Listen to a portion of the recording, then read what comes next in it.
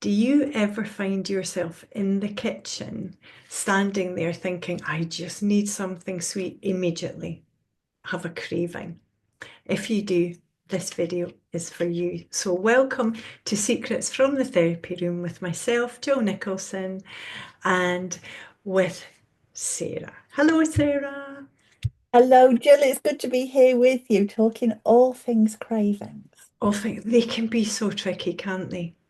So tricky, and I think it's fair to say both of us have experienced cravings in the past, and Yeah, and still do. I think we probably always will do. I think many people do, yeah, um, but I think it's how they impact us as individuals, and all of you guys that are listening as individuals, and what we do with them. yeah, absolutely.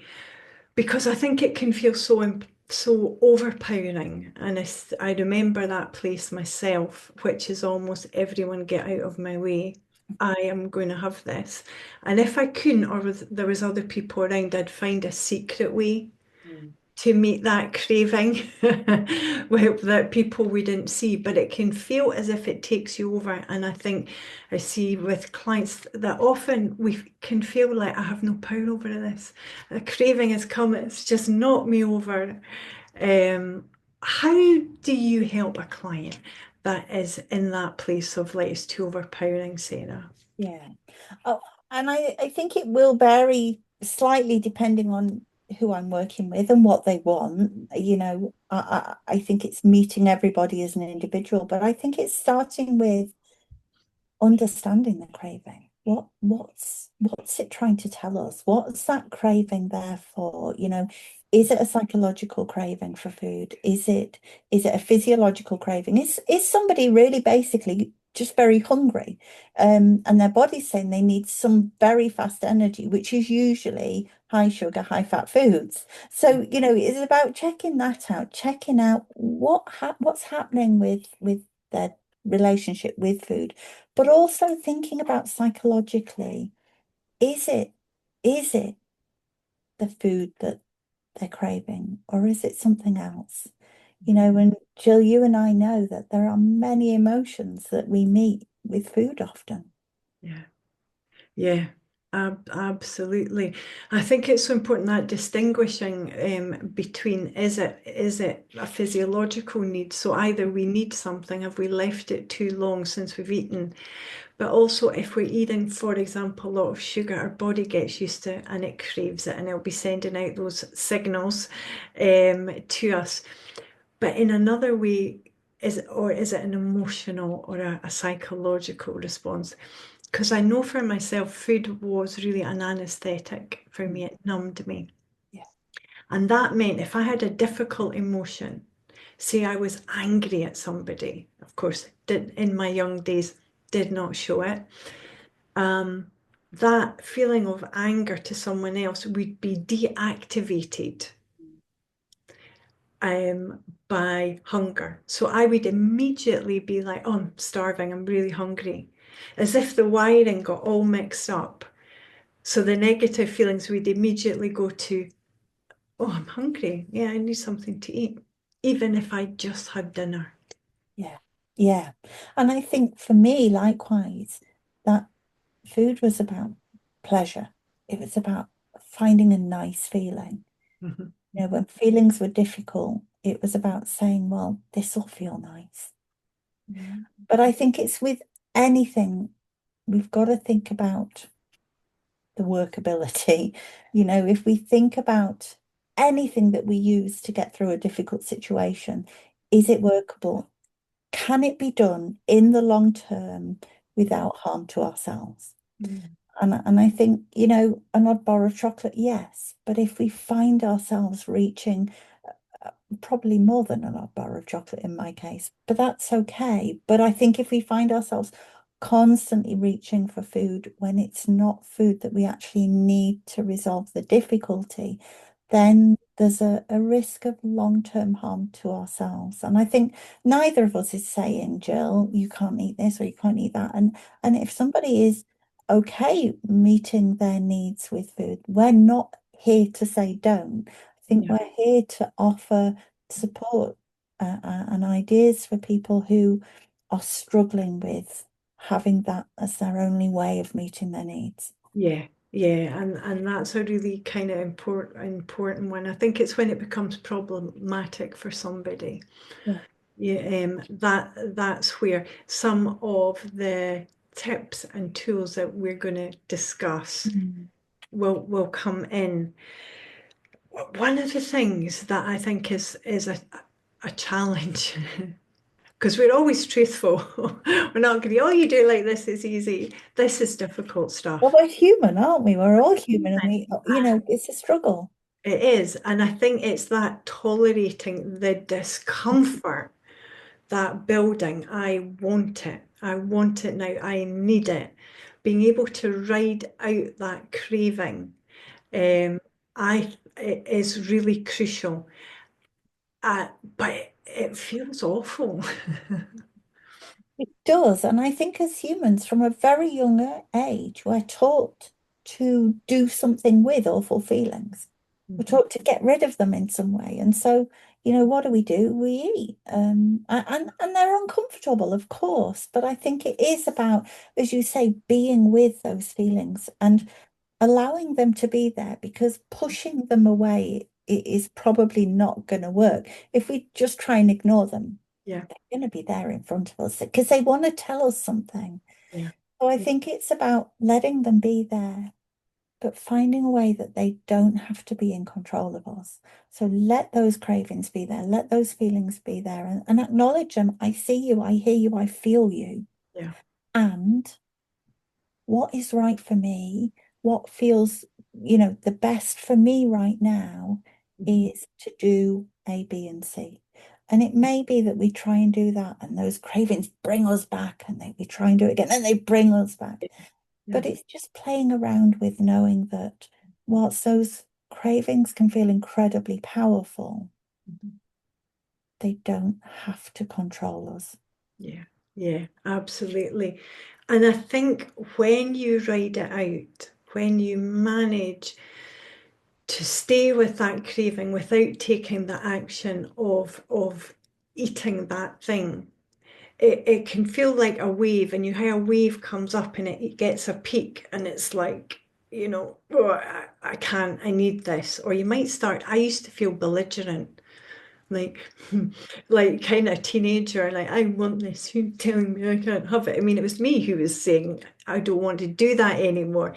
But so it comes up in a wave of intensity, but then it starts to dissipate down a little bit as well. And I mean, I don't know what you feel. I've read so many mixed interpretations of the time a craving takes. So a really common one is it's 3 minutes till it starts to subside a bit. So wait it out for those 3 minutes.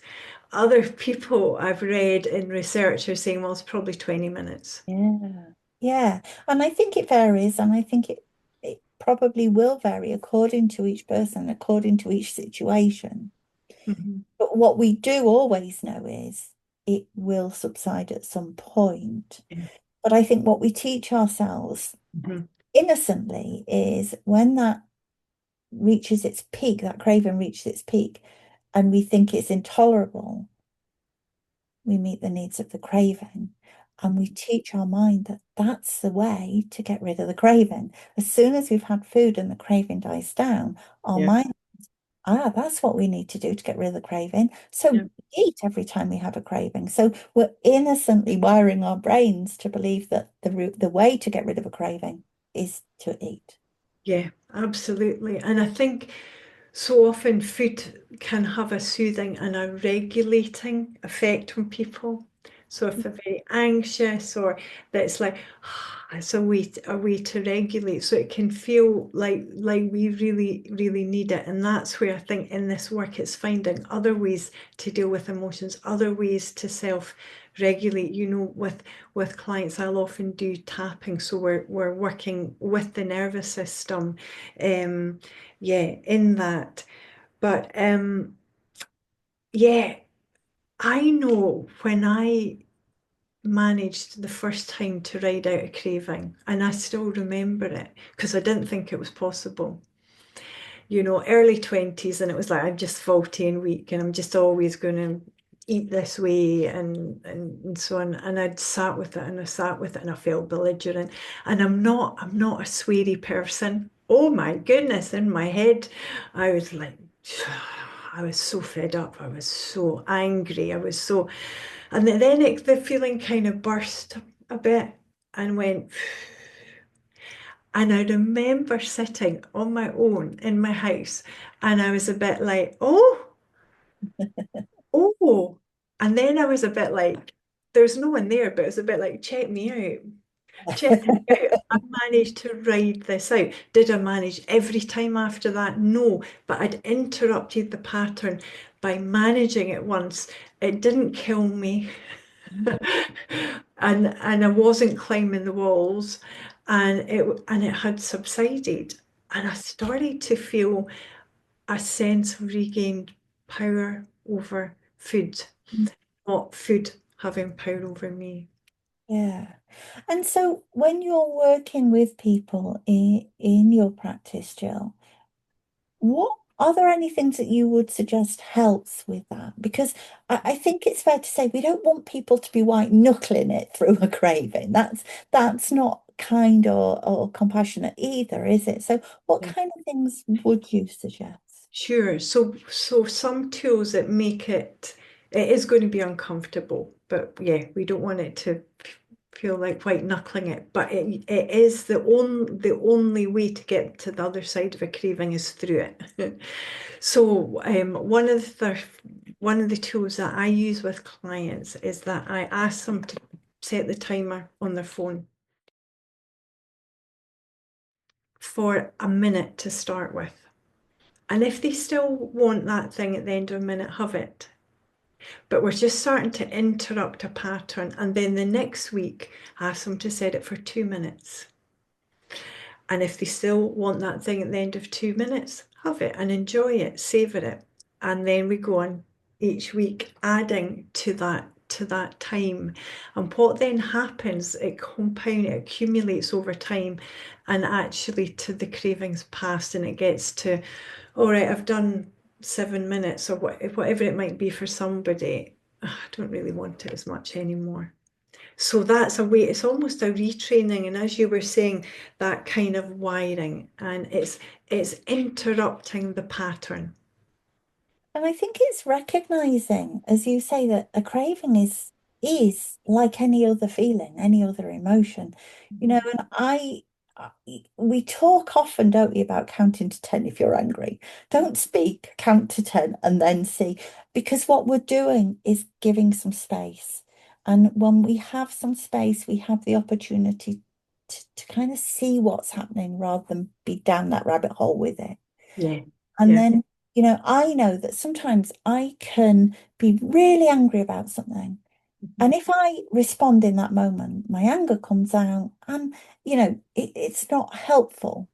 But if I can let it go for a while, let it be there, know it's there, and Mhm. honor it, but carry on doing what is right for me at the time, Mhm. I can come back to it and infinitely the next morning I'll think, why was I so angry about that?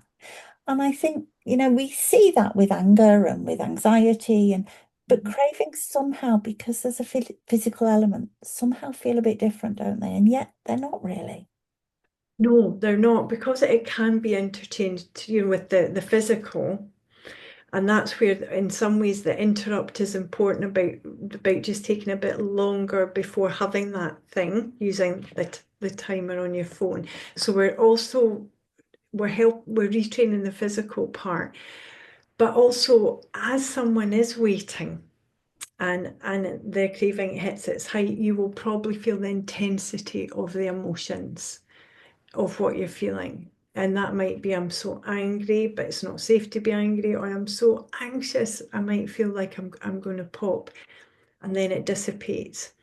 So the second thing I would say, the timer is the first one, and the second one is, what is it that you're actually feeling in the intensity of it? What's its actual name? Now you might say, somebody might say, in that intensity, they'll be saying that Jill and that Sarah. timer. They're like, oh. Their fault I feel like this. Yeah, yeah. But if we're being really true and we drill down to the actual feeling, it might be it's the anxiety that I'm finding hard to sit with, or someone who is, for example, a people pleaser and they've not pleased someone and that feels intolerable. That's in there too. The guilt, Yeah, guilt. absolutely. And And so, it's a big emotion, isn't it? Is guilt that often we don't want to feel and we'll do anything to not feel it. yeah, the guilt and the shame. And if we can name them, we can change them. And I know that sounds a bit like a tagline, but then if we know I feel really guilty or I feel really anxious, we have so much more information than I need a Snickers bar. In fact, I'll get two because I'll probably need two. So we've moved a stage forward in interrupting the process, but also in being able to name it in that way and find out what it is. Sometimes there's a theme under it. I know for me it was negative feelings was the theme that I was feeling. I never craved things because I felt really happy with something I've done. I'd done something well, wasn't craving a Snickers bar then. It was when I felt I hadn't done something well, something had gone wrong. It's covering up discomfort. Yeah, yeah, I yeah. think, there will be people listening, and I work a lot with people who are neurodivergent, and some of those people really struggle to pinpoint their emotions. They might say, I don't know if it's anxiety or anger, or I don't know what that feeling is. And I think that in the beginning, it's okay to say, I don't know what the feeling is, but I know there's a feeling there. Yes. You don't necessarily need to name it to work with it. Yeah, absolutely. And that is a step forward. Even if it's the feeling is that there's not yet a name for it, a specific name for it. We've acknowledged it and it's here, that kind of place. But I think, in a third thing, which I think you connects to something you said earlier about almost being able to stand back from it by the timer, by the naming it, instead of being in it, we can almost get above it. You're almost a bit above and look down on it. And in that it can separate us slightly from being in the middle of it, just feeling flung around by it. And I think it's in those moments, just like my moment of the first time I was able to ride out a craving, and it feeling powerful. It also brought that sense of I am more than a craving. I am more than a thought of I need chocolate. And I'm also more than my anxiety. I'm not just anxiety. And I think that's so important to see for all of us, isn't it? That we're not the thoughts that we have, we're not the feelings that we have, we're the vessels that hold those thoughts and feelings, and they pass through, and some stay longer than others, and some feel trickier than others. But that's not who we are. And I think, I would term it our observer self, that part of us that can, as you say, step aside, step above, and observe what's happening. Mhm. That part of us doesn't get caught up in it. That's the part that can be curious, that can say, oh, look what's happening there. Mhm. And it can change it. I often will say in terms of it's the difference between being in a house of horrors and watching a house of horrors on the TV. The Yeah, emotions feel less intense because there's some distance there. yeah, So yeah, it's about watching it as we would a TV screen and seeing it and feeling some of the feelings that go with that, but yeah, knowing we're not in it. yeah. Great, great.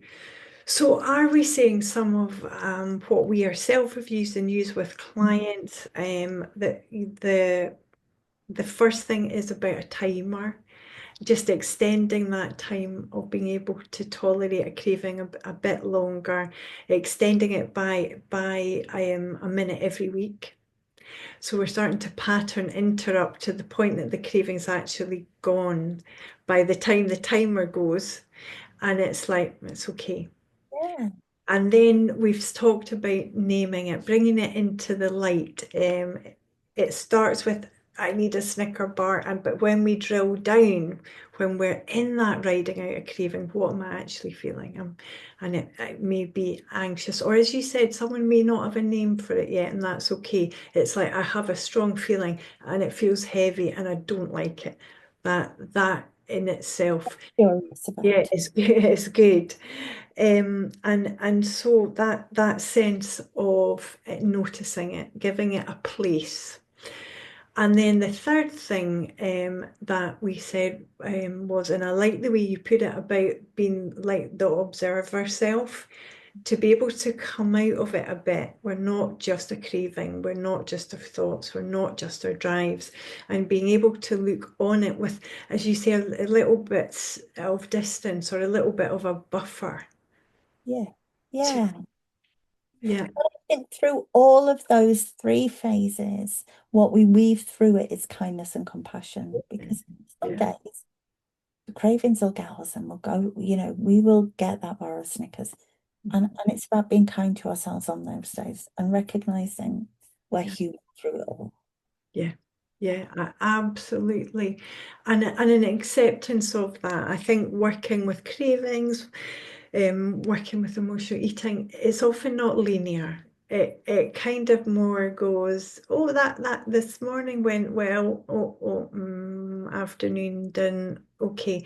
Don't fling the baby out with the bathwater. Don't say, well, I've blown it now. Just get back on track, see how the afternoon goes.